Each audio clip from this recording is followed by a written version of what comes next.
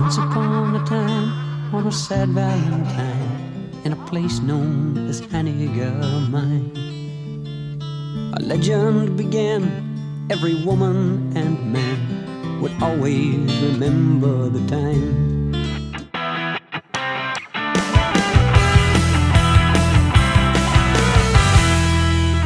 Welcome, my name is John, and I'm just here to discuss movies on the YT. And I've actually been wanting to do more horror content. It kind of fell off after Halloween, but I've started this channel wanting to focus mostly on action and horror, and the action's definitely been there. But horror kind of fell off after Halloween, and so I'm gonna try and do some more horror content because I love horror.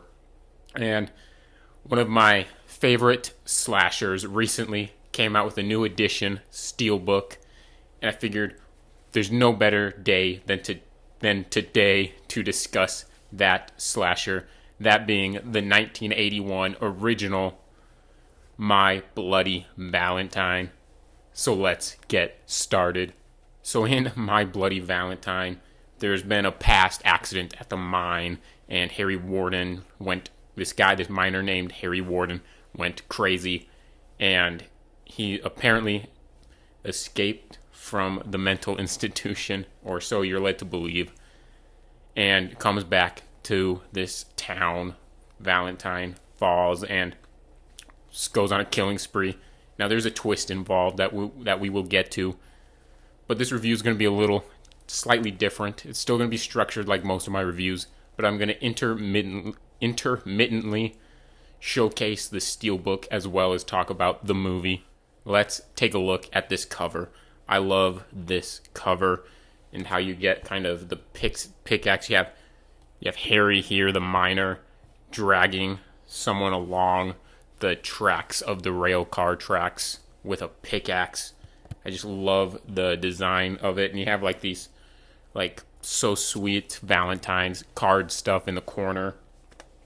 And just quickly, I guess, let's take a look at the back cover as well, where you have characters in there. Yeah, but it kind of opens out into like a nice landscape view because you have the guy's feet and legs in the back, and you just get a nice little cover there. So I'm going to replace my action category with kills, and so let's talk about the kills. If you watch the uncut version, which is the version I highly recommend, because the theatrical version, the MPAA kind of ruined to shreds, especially when it comes to the kills. But when you watch the uncut version, you get some great kills here. You have the sprinkler shower kill, and I've always been a big fan of the laundry kill as well, especially when they open it up. I've just always kind of loved that. I think this movie has some awesome kills for an 80s slasher. Just some nice creative ways to do the kills, and on top of that, I think a pickaxe works really well, especially when you're talking about a mining movie like this, a movie that takes place in a mine. And so moving on to the acting and the characters. The acting in this, I mean, it's typical 80s slasher acting, and it's not bad. There's a lot worse movies out there, so this movie still holds up quite a bit compared to some other 80s slashers out there in terms of the acting.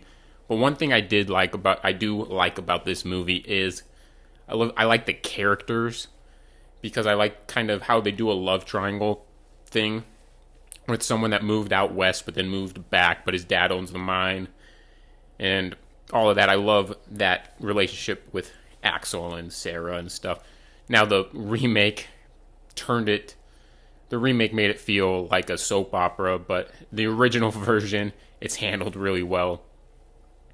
And just Harry Warden in general, I think, is an amazing slasher villain. I mean, just the look of him in the mining uniform.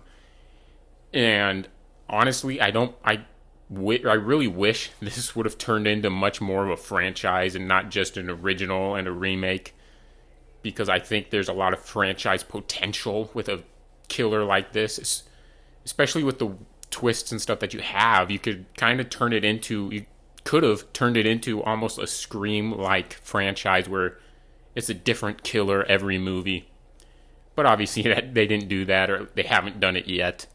But I really wish they kind of would have, because I think just the look of Harry Warden and just the legend behind it warrants like a really good like slasher franchise. I mean, he looks like a great slasher villain, and then I guess moving into the visuals, the setting of a mine visually works extremely well for a slasher, in my opinion, or just a horror movie in general. If you want to make like a supernatural horror movie in a mine like that, I think the mining thing like that, the darkness, the kind of claustrophobia feel that you get in a mine.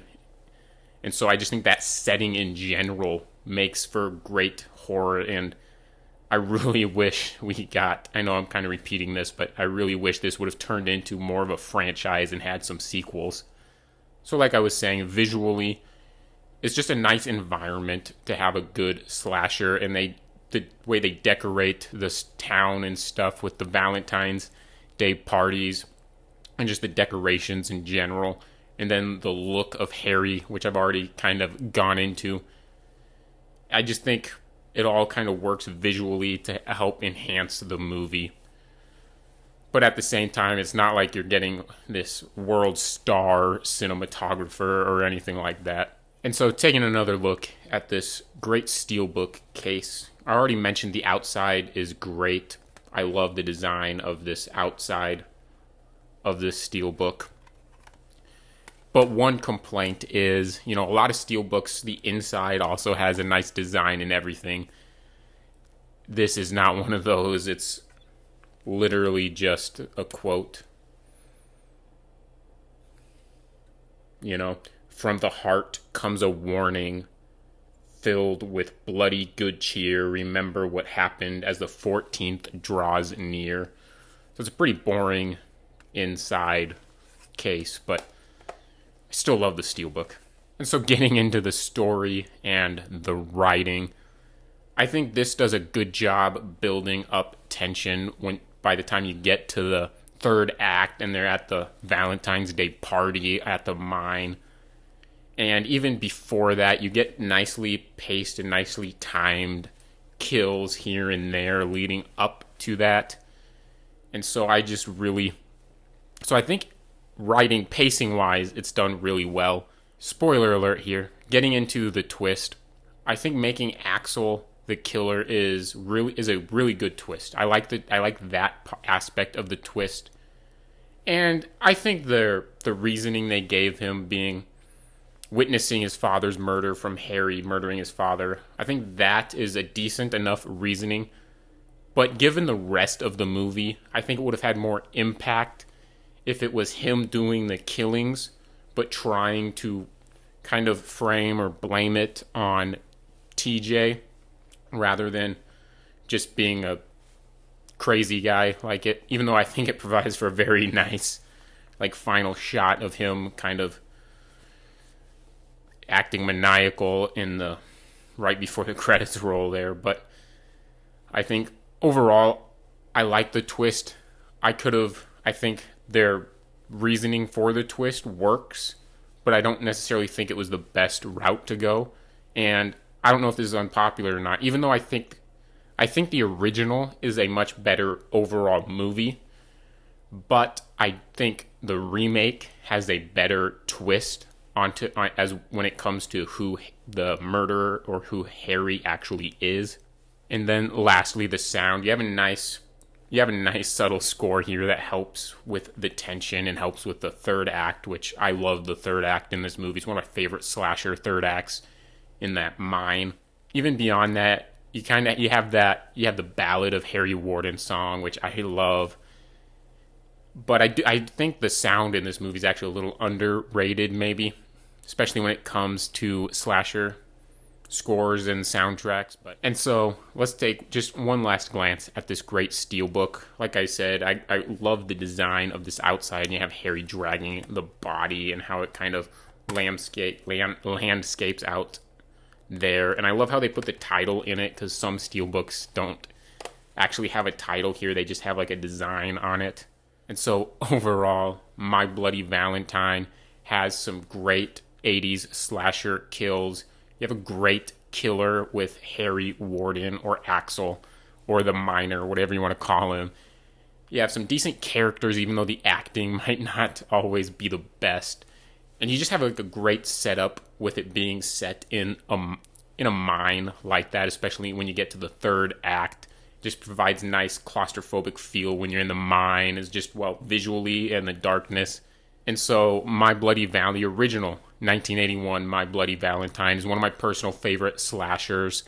It's one of my favorite 80s slashers. And I think the original My Bloody Valentine deserves a 4 out of 5.